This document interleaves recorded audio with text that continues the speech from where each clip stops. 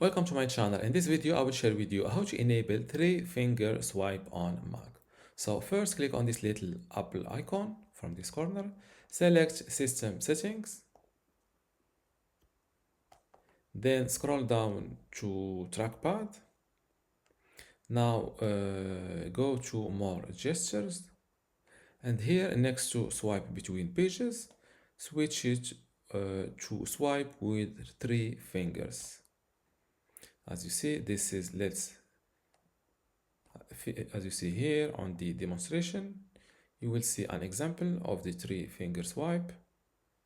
And now let's test it. So I am now on the Google page. I will open Gmail, and let's say I want to go back.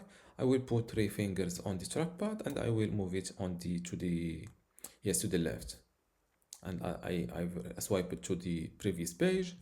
Now back to if I do it on the other side, I means the right side, I will go back to Gmail, Google Gmail. And this is how to enable 3-finger swipe on a Mac. If you still have a question, leave it in the comments below, and don't forget to give this video a like. Thank you.